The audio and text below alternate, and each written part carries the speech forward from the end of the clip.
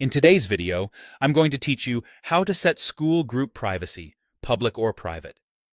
If you're running a community on Skool, choosing the right privacy setting is a small change that can make a big difference in how people discover and join you.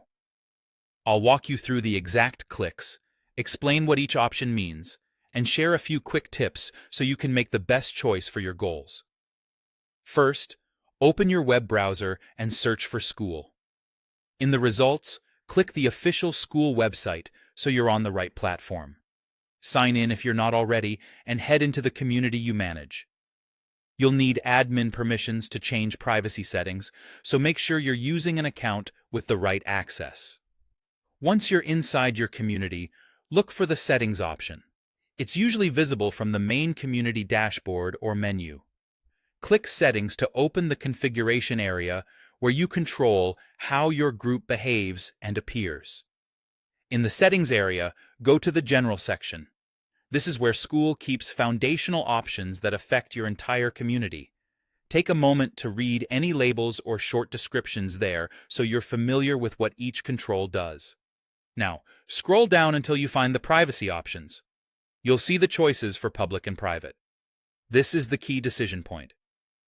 Public means anyone can see your community posts and classroom titles, even if they're not a member yet.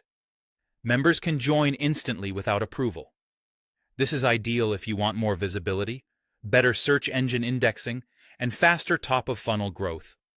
Public communities often attract people who are browsing, researching, or comparing options, and the instant join experience reduces friction. Private means only members can see your content. New people will need to request to join and then be approved by an admin. If you prefer tighter control, a curated member base, or want to keep discussions behind the scenes, private is the way to go. Keep in mind, if you share an invite link, that can streamline access while maintaining privacy for the content itself. As soon as you choose your option, the change is saved automatically. There's no extra save button to click. If you want peace of mind, you can refresh the page or open an incognito window to confirm your community now appears the way you expect. That's all there is to it. Decide what serves your strategy: broad reach with public or controlled access with private, and make the switch confidently. Thanks for watching, and I'll see you in the next one.